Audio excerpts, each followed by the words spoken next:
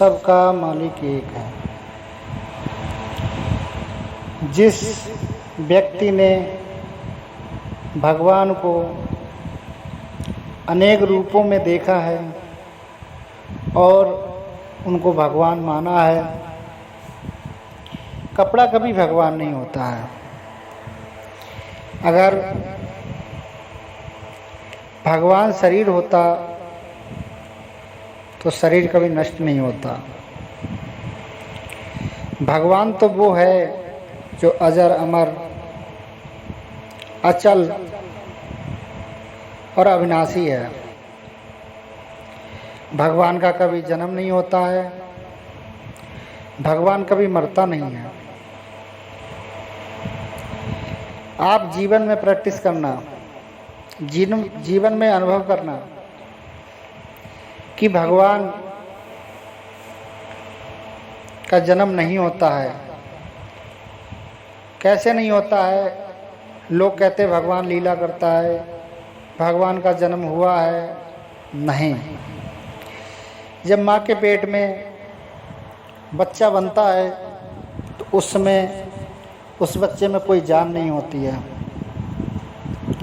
आप जीवन में अनुभव करना, अल्ट्रासाउंड या किसी साइंस की मदद से अनुभव करना कि उस बच्चे में बिल्कुल जान नहीं होती है। जब बच्चा पूरी तरीके से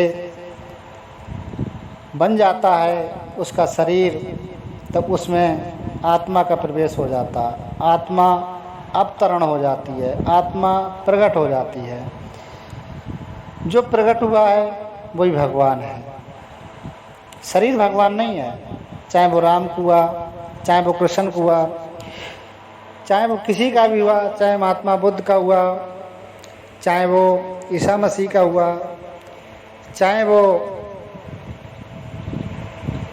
किसी धर्म के गुरु और संतों का हुआ, वो शरीर भगवान नहीं होता है। और जिन्होंने शरीर को भगवान माना है तो शरीर तो नाशवान है, भगवान क्या नाशवान है? भगवान तो अमर है, अजर है, अचल है और अविनाशी है। जब बच्चे में भगवान प्रकट और अवतरण हो जाते हैं, उसके बाद वो बच्चा बड़ा होता है तो लोग कहते हैं कि इस बच्चे में भगवान तो हैं, मगर भगवान इसको दिखते क्यों नहीं? आप कभी भी सिनेमा हॉल में जाना और सिनेमा को आगे मत देखना, पीछे देखना, तो आपको कोई चित्र दिखाई नहीं देगा। चित्र इसलिए दिखाई नहीं देगा कि उसमें से रोशनी आ रही है। इसी तरीक़ा से हमारा ये शरीर सिनेमा जैसे बना हुआ है। ये भौतिक आँखों से हम अपनी सृष्टि के और परमात्मा की सृष्टि के बनाए हुए सारे सिस्टम को देख रहे हैं। ये सिस्टम ना अजर है ना अमर है, ये तो कुछ समय का बनाया हुआ सिस्टम है। चाहे हम गाड़ी घोड़ा मकान महल कितने बढ़िया कपड़े सूट बूट पहन लें, ये कुछ समय तक हमारे लिए है और समय आने पे निश्चित ये अपने समय के हिसाब से छूट जाएंगे। इसी तरीके से दुख सुख है, कुछ समय का है, कुछ समय रहता है, कुछ समय छूट जाता है। ये भगवान का कोई प्रकोप नहीं है, भगवान का कोई दिया हुआ सिस्टम का अवतरण नहीं है। भगवान जब आए थे तो उन्होंने यही कहा कि भगवान तुम्हारे मन की कल्पना और मन का विश्वास और मन का अटल एक ताकत बिंदु है। जिन्होंने मन को चंचलता और मन को एक केंद्र बिंदु में टिका लिया, वो भगवान के दर्शन कर सकता है।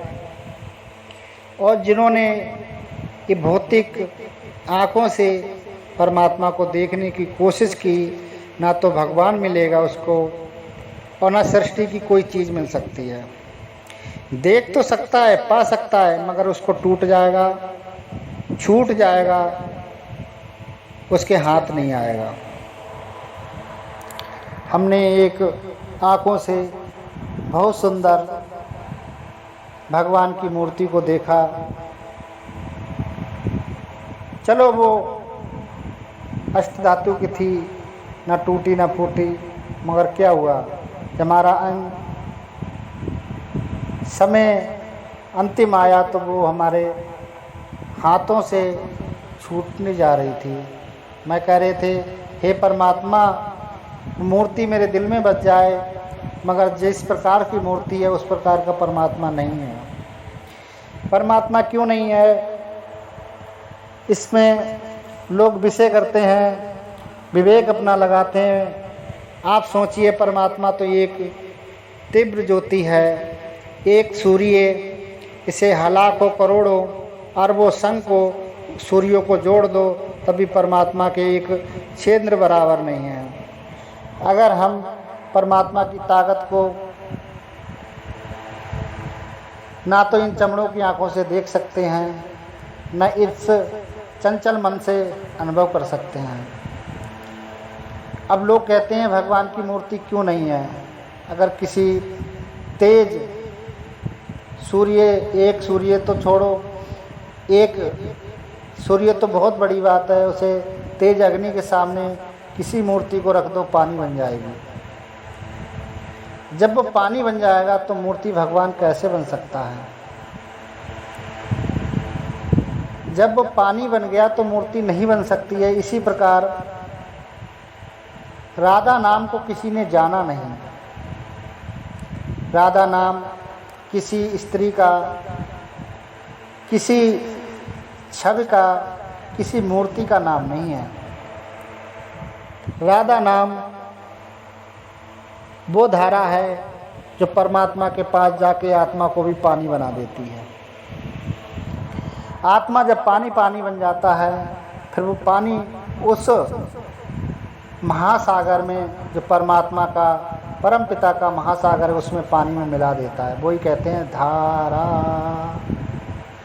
उसी का नाम आदि शक्ति और सबसे बड़ी ताकत उस धारा की है। वो धारा उस पानी में मिल जाती जाके, उसी का नाम राधा है। सांस लेते हैं उसको कहते हैं रा, और आ रही है आ, और जो धारा चल रही है उसको कहते हैं धा। इसको कहते हैं राधा। अब उसको उल्टा कर दो, धारा धारा बोलो, तब शुद्ध निकलेगा राधा। ऐसी प्रकार से नाम का नाम है राम। रा और आ, इसको कहते हैं सांस ले रहे हैं, आ रहे हैं। इससे हम सांसों से तो जप सकते परमात्मा का नाम नहीं। मनुष्य योनि में इसको हीरा जन्म इसलिए नहीं बताया है कि अपना जीवन जीव तक ले जाएं और राम राम बोल के खो दें। इसमें मोक्ष का प्राप्ति का कोई साधन नहीं है। मोक्ष का प्राप्ति का साधन तो मन से सांसों की माला को फेरना है। जितनी हमारी सांसें आ रही हैं और मन से माला फिरती रहेगी। जब मन से फिरती रहेगी तभी तो हृदय में उतरेगी। हृदय से उस ईश्वर पावर शक्ति के पास जाएगी। कब जाएगी? जब हमारा मन पानी पानी हो जाएगा, मन निर्मल हो जाएगा। मन, अभी तो मन हमारा हाथी समान है। अगर कोई एक बात कहता है तो हमें सुनने की ताकत, सुनने की शक्ति नहीं है। जब हमें वो सांसें राधे राधे, चाहे राम राम, चाहे श्याम श्याम, चाहे कोई भी भौतिक ज्ञान की एक कल्पना ले लें, उसे हम रटेंगे, सांसों में बसेंगे, तभी तो हमें अंतर का ध्यान होगा, तभी तो हमें सच्चा नाम मिलेगा। सच्चा नाम तो अंतर की आत्मा का सच्चा नाम है। बाहर की भौतिक ज्ञान में कोई नाम नहीं है। इसमें राधे कह लो, श्याम कह लो, राम कह लो, हनुमान कह लो, कुछ भी कह लो, भौतिक ज्ञान में इस परमात्मा के नाम का कोई व्याख्यान नहीं है। नाम तो ये हमने बनाए हैं, और परमात्मा ने तो बेनाम दुनिया बनाई है, उसका कोई नाम नहीं है, वो तो अनुभव करने की चीज़ है। अगर रोशनी एक पॉइंट होती तो लिख देते, वो तो अरबों खरबों लाखों संकों उसका कोई बयान नहीं कर सकते उस रोशनी को, तो कैसे हम बता सकते इतनी रोशनी है। परमात्मा की तो असीम कृपा है, उसको तो अनुभव कर सकते हैं। एक चिंगारी को भी अनुभव कर रहे हैं तो हम समझ रहे हैं परमात्मा की कृपा है। अगर परमात्मा के दर्शन इन चमड़ों के आँखों से तो ना तो हमें हुए हैं और ना कभी होंगे। ये तो एक परछाई आती हैं चली जाती हैं, सपने में हमें किसी का ध्यान लग गया तो हमें दर्शन मिल गए, सपने में किसी की आस्था लग गई तो उसके दर्शन, फोटो आया चला गया, फोटो आता चला जाता है, इसको दर्शन नहीं कहते। दर्शन तो अटल अमर अजर और अचल, वो कभी जाता ही नहीं। आपकी रोशनी, अंतर की रोशनी कभी खुलती नहीं है, चाहे आप कहीं भी बैठे हो, कहीं भी आप हो, चाहे आप शोर शराबे में हो, चाहे आप लड़ाई में हो, चाहे आप महाभारत होता हो, तो उस ज्ञान को किसी ने डिगा नहीं सके। क्यों नहीं डिग सका? कि लोग कहते हैं भगवान तो शांति मिलता है। मान लिया शांति मिलता है, शांति किसकी होनी चाहिए? मन की होनी चाहिए। शांति का वातावरण नहीं होना चाहिए। लोग कहते हैं शांति का वातावरण हो तभी भगवान मिलेंगे। शांति का वातावरण में बैठ गए और उनका मन चंचल है तो कैसे भगवान मिलेंगे? मन का शीतल मन का शांति का रूप होना चाहिए और मन शांत होना चाहिए, तभी भगवान मिलेंगे। भगवान किसी के बस में नहीं है। भगवान तो भाव के भूखे हैं। और भाव कहाँ से होना चाहिए? भाव जीव से नहीं होना चाहिए, भाव मन से नहीं होना चाहिए, भाव आत्मा को होना चाहिए। आत्मा का भाव होगा तभी भगवान मिलेंगे। लोग कहते हैं मन का भाव होना चाहिए। अरे भाई, मन तो आज भाव बना रहा है, कल भाव खत्म कर देगा। मन तो आज सही है, कल बिगड़ जाएगा। मन की किसने मानी है? मन तो कोई कह दे कि मन हमारे कब्जे में, कभी किसी के कब्जे में हुआ ही नहीं। जब आत्मा का भाव हमारा जागता है, आत्मा को जागेगा कैसे भाव? जब मन जगाएगा। मन एक बार जगाएगा तो आत्मा का भाव हमेशा के लिए अटल अजर और अचल हो जाएगा, वो कभी मिटेगा ही नहीं। अच्छा, इसी को कहते हैं जिंदा समाधि। जिंदा समाधि का अर्थ यही है कि आत्मा का भाव हो जाता है तो हमारी समाधि लग जाती है। समाधि किसकी लगी थी? वेद व्यास जी की समाधि लगी थी। जब अंतर की आत्मा से अपने राधे को, उस धारा को, परमात्मा की असीम कृपा को देखते थे तो समाधि लग जाती थी। और समाधि ही परमात्मा का सच्चा नाम है। जीते जी मरना ही एक कला है। मरने के बाद कोई कहे कि भगवान मिलेगा, बिल्कुल गलत है। परमात्मा का तो ऐसा नाम है कि आप जितना कमाएंगे उतनी नगद सौदा है, उधार की कोई सौदा नहीं है। अब आ जाओ कि सनातन धर्म की बात करते हैं लोग कि हनुमान जी कौन थे, राम कौन थे।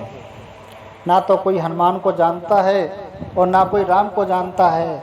एक कल्पना, एक छवि को राम मानते हैं। भाई, छवि का नाम राम नहीं है। गीता में, रामायण में सब में कहा है, आप ध्यान से पढ़ें, कि वो बगैर हाथों से काम करता है, बगैर पैरों से चलता है, बगैर कानों से सुनता है। तो उसके हाथ पैर नहीं है तो हम कैसे मूर्ति बना सकते हैं? जब हाथ पैर नहीं है तो कैसे मूर्ति बना सकते हैं?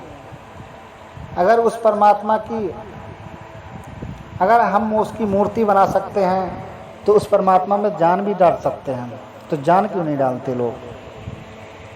ये तो कल्पनाएं हैं कि हम पहचान के लिए कपड़े का एक फोटो बना सकते हैं। कपड़ा किसको कहते हैं? जो पहनते हैं ये हमारा कपड़ा है। जो शरीर पहनता है, आत्मा पहनती है, वो परमात्मा का कपड़ा है। परमात्मा का कपड़ा किसको ठेका दे रखा? काल को ठेका दे रखा है कि ये काल भगवान, आप कपड़े के मालिक हो। और परमात्मा किसका मालिक है? परमात्मा आत्मा का मालिक है।